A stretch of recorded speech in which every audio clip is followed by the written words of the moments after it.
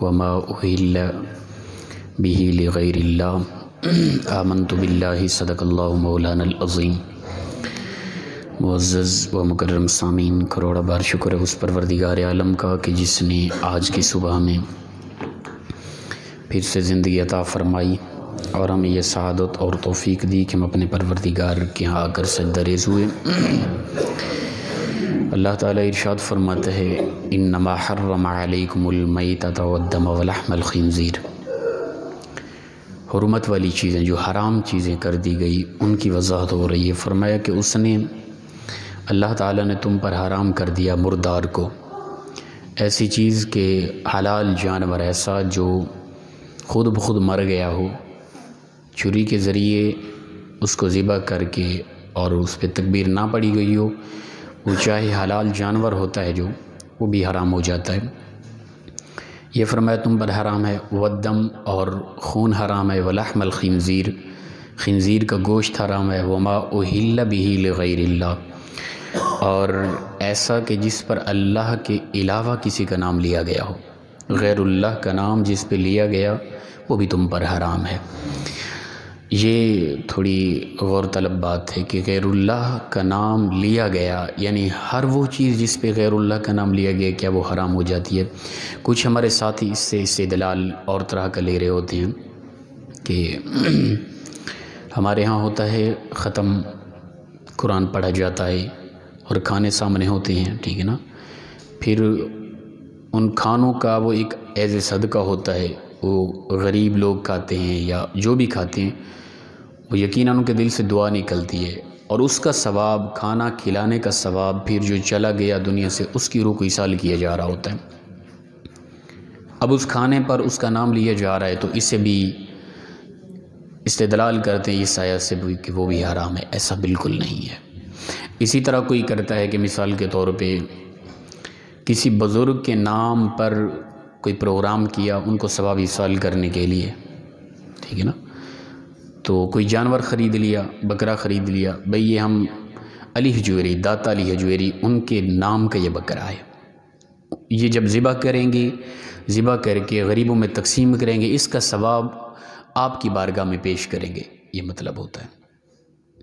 اس آیت کا مطلب یہ ہے کہ جب ذبح کیا جا رہا ہے جانور اس وقت اگر اللہ کے علاوہ کسی کا نام لیا جائے گا وہ حرام ہو جائے گا۔ یہ تفاسیر اٹھا کے دیکھیں، اکثر مفسرین نے اس آیت کی تفسیر یہی کی ہے کہ جب ذبح، یہ ذبح کے وقت کی بات ہے، جب جانور ذبح کیا جا رہا ہے نا تو اس وقت اگر غیر اللہ کا نام لیا جائے، اس وقت کسی نبی کا بھی نام لے کر جانور کو ذبح کریں گے نا تب بھی جانور حلال نہیں ہوگا۔ وہاں پہ اللہ اکبر کہنا، بسم اللہ اللہ اکبر کہنا لازم بنتا ہے۔ اگر کسی نے کہا ہی نہیں، یاد بھی تھا، پتہ بھی تھا، زبان سے یہ لفظ نہیں کہ پھر بھی جانور حلال نہیں ہوگا، حرام ہو جائے گا۔ تو اس سے مراد یہ ہے، یہ مقصد نہیں ہے کہ کسی نے اپنا، مثال کے طور پہ ہمارے ہاں پروگرام ہوتا ہے 11ویں شریف کا، تو ہم کوئی جانور خرید لیں کہ یہ 11ویں شریف کا بکرا ہے، اس کا مطلب یہ نہیں ہے کہ ہم ذبح کرتے وقت شیخ عبد القادر جیلانی کا نام لیں گے، ایسا نہیں ہے، ٹھیک ہے۔ تو ان کو ثواب ہم نے ایصال کرنا ہے، ان کی بارگاہ میں ثواب پیش کر رہا ہے، یہ مقصد ہوتا ہے۔ اور اس آیت سے مراد یہ ہے کہ جب ذبح کیا جا رہا ہے، ذبح کے وقت غیر اللہ کا نام لیا گیا تو وہ جانور حرام ہو جائے گا۔ اور یہ چیزیں بتا دی، مردار جو خود بخود جانور مر گیا وہ حرام ہے، خون ہے، اسی طرح خنزیر کا گوشت ہے، اسی طرح ذبح کے وقت جانور کو جب ذبح کر رہے ہیں اس وقت اللہ کے علاوہ کسی کا نام لیا گیا تو وہ جانور حرام ہو جائے گا۔ یہ چیزیں تم پر فرمایا حرام ہے، یہ نص قطعی سے یہ چیزیں ثابت ہیں۔ فَمَنِ اضْطُرَّ غَيْرَ بَاغٍ وَلَا عَادٍ فَلَا إِثْمَ عَلَيْهِ، پس فرمایا جو کوئی مجبور ہو، ٹھیک ہے نا، مجبوری کے وقت، ہاں وہ یعنی کہ حد سے بڑھنے والا بھی نہ ہو اور وہ سرکش بھی نہ ہو، غیر باغٍ سرکش نہ ہو، ولا عادٍ نہ حد سے بڑھنے والا ہو، فلا اثم علی اس پر کوئی گناہ نہیں ہے۔ یہ جو چیزیں حرام قرار دی گئی نص سے ثابت ہیں، ایسا بندہ جو مجبور ہے وہ ان چیزوں کا استعمال کر سکتا ہے۔ مجبور کی حد تک جان جانے کا خطرہ ہے۔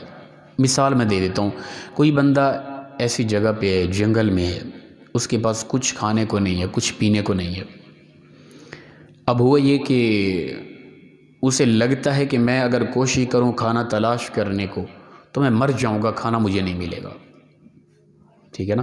تو اس وقت اس کے پاس خون ہے، اس کے پاس مردار کا گوشت ہے، خنزیر کا گوشت ہے، اس وقت اتنی حد تک کھا سکتا ہے کہ اس کی جان بچ جائے اور وہ کھانا تلاش کرنے تک پہنچ جائے اس کے لیے جیسے۔ تو یہ وضاحت کی جا رہی فمن اضطر غیر باغ، جو کہ مجبور ہو، سرکش نہ ولا عاد، حد سے بھی نہ بڑھے، یعنی یہ نہ ہو کہ وہ بس پیٹ بھر کے وہ حرام گوشت ہے وہ پیٹ بھر کے کھاتا رہے، نہیں، اس طرح نہیں ہے، حد سے نہ بڑھے، اتنی کھائے کہ جان بچ جائے، کیونکہ جان بچانا فرض ہے، لازم و ضروری ہے۔ تو اس وقت اس مجبور بندے کے لیے یہ حرام چیزیں اللہ تعالیٰ نے حلال کر دی ہے۔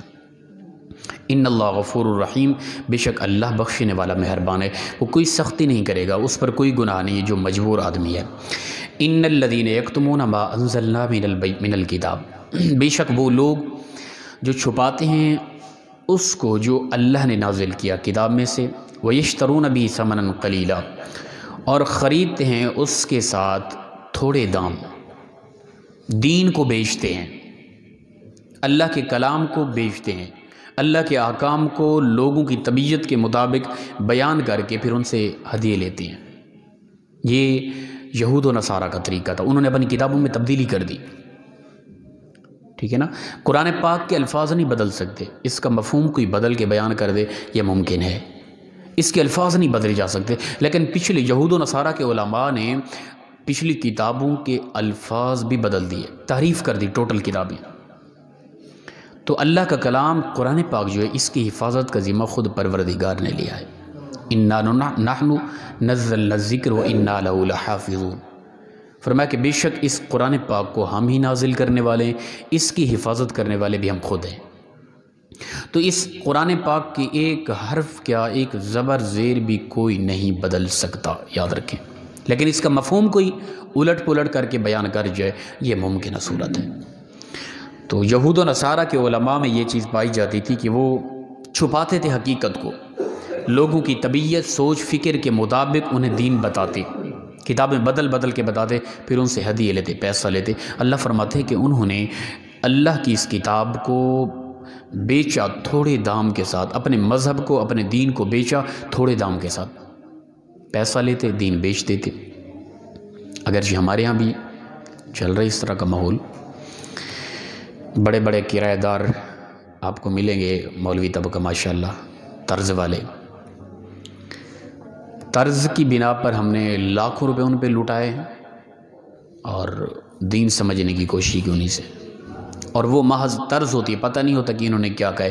اچھا معذرت کے ساتھ، ہمارا مسلک اہل سنت کا ٹوٹل پیسہ جو دین کے نام پہ خرچ ہو رہا ہے نا، وہ مدارس پہ نہیں ہو رہا، علماء کی طرف نہیں جا رہا۔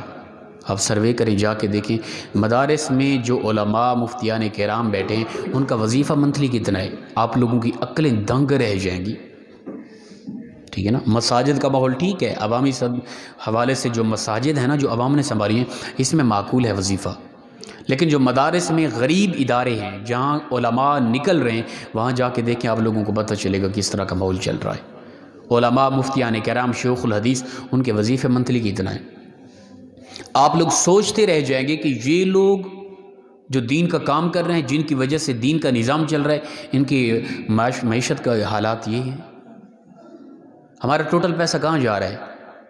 نام نہاد پیر طبقہ، نام نہاد نعت خور طبقہ، اور اسی طرح یہ ہمارا خطیب طبقہ جو ایک دن بھی مدرسے نہیں گئے، خطابت آواز ہے، طرز ہے، ہم فریفتہ ہو گئے اسی پہ، لاکھوں روپے دے کر وہ آتے ہیں، وہ طرز کی بنا پر ہمیں مست بنا کے چلے جاتے ہیں اور پیسہ لے جاتے ہیں، ہم سمجھتے ہیں ہم نے دین پر پیسہ لگایا ہے، پتہ ہی نہیں ہوتا کہ وہ کیا کہہ گیا۔ جتنا لوگ تھے ان میں سے ایک بندے کی بھی اصلاح ہوئی ہے نہیں۔ پیر صاحب ہیں، ہر سال کے بعد یہ عرس مبارک ہوتا ہے، وہاں پہ انہوں نے ہدیے لینے ہوتے ہیں، آ کے جمع کرنا ہوتا ہے بہت کچھ۔ ہمارا ٹوٹل پیسہ ادھر ہی جا رہا ہے۔ سال کے بعد نعت خوانی کی محفل کرا لی، لاکھوں روپے لگا لیے، وہ چھوٹے چھوٹے لڑکے بلا لیے، انہوں نے آ کے نعت خوانی کی، لاکھوں روپے لے کے چلے گئے، دین کا کام ہو رہا ہے۔ ٹوٹل ہمارا پیسہ ادھر ہی جا رہا ہے۔ دینی اداروں کی طرف دیکھیں، جو یہ کمیٹیاں بنی ہوئی ہیں اور یہ میلاد کمیٹیاں اور سالانہ بڑی بڑی محفل نعت خوانی کرتے ہیں، میں پوچھتا ہوں کہ کس قدر باشرع لوگ آ کے اسٹیج پہ گفتگو کرتے ہیں یا وہ نعت خوانی کرتے ہیں؟ ایک تو سلسلہ تھا نعت خوانی کا، وہ چلو وہ چھوٹے چھوٹے بچے وہ لونڈے انہوں نے شروع کر لیا تھا نظام، وہ چلا رہے تھے بڑی بڑی محفل اور لاکھوں روپے خرچ ہو کے. پھر جو ممبر و محراب کا کام تھا، جو دین بتانے کی بات معاملہ تھا، وہ بھی انہیں کے سپرد کر دیا گیا ہے. علماء کی ویلیو ہی نہیں ہے. سمجھنے والی بات ہم بالکل اکتا جاتے ہیں، مزہ ہی نہیں آتا. طرز پہ فریفتہ ہو گئے ہم لوگ. اگر طرز پہ فریفتہ ہونا تھا تو سنگر بھی تو ہیں نا، انہی کو سن لیا کریں. دین کے نام پر آواز سے چسکا لے کر اسی پہ دین اپنا دولت لوٹانا اور پھر یہ سوچنا کہ ہم دین پر اپنا پیسہ لوٹا رہے ہیں، یہ غلط سوچ ہے. اپنی صدقہ و خیرات، اپنا پیسہ حق پہ لگائیں، یاد رکھیں. تو یہ یہود و نصارہ کے علماء اور لوگوں کا کام تھا، وہ دین کو بیچتے تھے. اللہ تعالیٰ فرماتا ہے کہ اولئک ما یأکلون فی بطونہم الا النار، یہی لوگ ہیں جو کھاتے ہیں اپنے پیٹوں میں الا النار، سوائے آگ کے کچھ نہیں کھاتے. یہ آگ ہی کھا رہے ہیں جو دین کے نام پر اس قدر پیسہ لے رہے ہیں. ایک آدمی، مثال کے طور پہ ہم نے لاہور سے کسی حضرت کو بلایا، طرز والے کو. ہمارے علماء نہیں کہتے کہ ہمیں پیسے دیں فلاں کریں، بالکل ہی نہیں. آپ کو نظر آئے گا انشاءاللہ پڑھا لکھا ہمارا علماء طبقہ ہے. جو ہم نے ادھر سے بلایا، کتنا کرایہ لگے آپ اس کے اسٹیمیٹ لگائیں، دیکھیں. یہاں وہ پہلے کہے گا کہ اتنا میرے اکاؤنٹ میں بھیجیں، ٹھیک ہے نا. اس کے بعد ہم آپ کو تاریخ ڈیٹ دیں گے کب آ کے ہم نے آپ کو دین بتانا ہے، دین کی بات کرنی ہے. پھر وہ آ کے جو دین کی بات کرتے ہیں نا، کمال ہو جاتی ہے ماشاءاللہ. خدا کے لیے ہم اس طرف سوچیں. ایسی گھٹیا طبیعت رکھنے والے لوگوں کو ہم نے دیکھا جو ممبر و محراب کے وارث بن گئے اور وہ 50 ہزار روپیہ لے کر آدھا گھنٹہ گفتگو طرز سنا کے چلے جاتے ہیں. ہماری عوام مست ہوتی ہے، مزہ آ گیا جی. چسکا لینے کے لیے ہم نے دین کو اپنایا ہوا ہے، اس طرف متوجہ ہوں. تو اللہ تعالیٰ فرماتے ہیں ایسے لوگ جو دین کو بیچتے ہیں، اللہ کی نازل شدہ کتاب کو بیچتے ہیں یا دین کے نام پر لوگوں سے پیسہ لیتے ہیں، تو یہ لوگ دراصل اپنے پیٹ میں آگ بھر رہے ہیں جہنم کی. اللہ اکبر. ولا یکلمہم اللہ یوم القیامت ولا یزکیہم، فرمایا اللہ تعالیٰ نہیں کلام کرے گا قیامت کے دن ان کے ساتھ، نہ انہیں پاک کرے گا، عذاب ہلکا نہیں کیا جائے گا ان سے کلام تک. اچھا، اللہ کی ناراضگی کا سب سے بڑا اظہار کیا ہے کہ پروردگار فرماتے میں ان سے کلام ہی نہیں کروں گا. یہ سب سے بڑا ناراضگی کا اظہار ہے. عذاب کا کہتا رہے انہیں جہنم میں ڈالوں گا، عذاب دوں گا، آگ میں جلاؤں گا، یہ عذاب کم ہے. لیکن اللہ تعالیٰ کہہ دینا میں ان سے کلام ہی نہیں کروں گا، سب سے بڑا عذاب یہی ہے. کلام ہی نہیں کرے گا، وہ توجہ ہی نہیں کرے گا. جہنم میں جل رہے ہیں، چیخ و پکار ہے، آواز دیں. بلکہ روایت کے اندر آتا ہے جہنمی 1000 سال تک آواز دیتے رہیں گے. 1000 سال کے بعد جو جہنم کا مین فرشتہ ہے وہ پوچھے گا کسی نے آواز دی ہے؟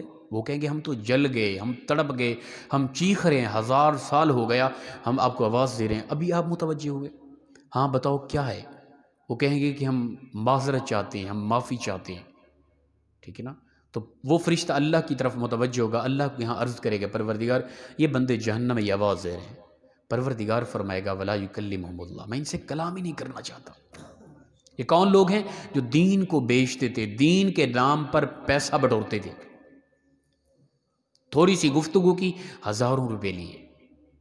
اور پہلے وہ کہہ کر اس طرح کے لوگوں کے متعلق اللہ فرماتے میں ان سے کلام بھی نہیں کروں گا. وَلَهُمْ عَذَابٌ علیم، ایسے لوگوں کے لیے دردناک عذاب ہے. اولئک الذین اشتروا الضلالۃ بالہدی. یہ میں قرآن پاک پڑھ رہا ہوں، میرے کوئی ذاتی الفاظ نہیں ہیں. کوئی ساتھی بعد میں ہوتا ہے نا، بعض اعتراض کر رہے ہوتے ہیں اس طرح کی فیلڈ کے لوگ، ٹھیک ہے نا، جنہوں نے ممبر و محراب سنبھالا ہے، وہ کہتے ہیں حضرت بڑی سختی کرتے ہیں آپ. یہ اللہ کا کلام ہم سنا رہے ہیں، ٹھیک ہے نا. اس میں یہ تبدیلی کر دیں، اسے ہٹا دیں، یا کہیں کہ آپ قرآن بیان کریں ہی نہ، ہمارے خلاف آ رہا ہے. یہ اللہ کا کلام ہے. اللہ فرماتے ہیں اولئک الذین اشتروا الضلالۃ بالہدی، یہ وہ لوگ ہیں کہ جنہوں نے خرید لیا گمراہی کو بالہدی، ہدایت کے بدلے. جو ہدایت تھی اسے بیچ دیا، گمراہی کو خرید لیا. والعذاب بالمغفرہ، اور عذاب کو خریدا مغفرت کے بدلے. مغفرت جو آخرت میں ہونی تھی اس کو انہوں نے ضائع کر دیا، عذاب کو خرید لیا. فما اصبرهم علی النار، اللہ فرماتا ہے کیا صبر ہے ان لوگوں کا جہنم پر، آگ پر.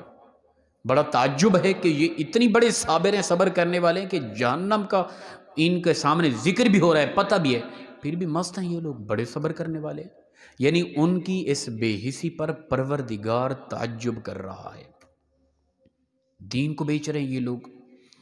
ذالک بان اللہ نزل الکتاب بالحق، فرمایا یہ عذاب ان کے لیے اس لیے ہوگا کہ اللہ تعالیٰ نے جو حق کتاب نازل کی اس میں وہ اختلاف کرتے، وَإِنَّ الَّذِينَ اخْتَلَفُوا فِي الْكِتَابِ، اور بے شک وہ لوگ کہ جو اس میں اختلاف رکھتے ہیں کتاب میں، لفی شقاق بعید، وہ اختلاف اس حد تک کا رکھتے ہیں کہ وہ دور کی ضد تک چلے گئے، یعنی دور تک وہ ضد میں اڑے ہوئے ہیں۔ کتاب میں آپس میں اختلاف رکھنے والے ضد پر اڑے ہوئے ہیں، اور یہ بھی ہمارے ہاں پایا جا رہا ہے۔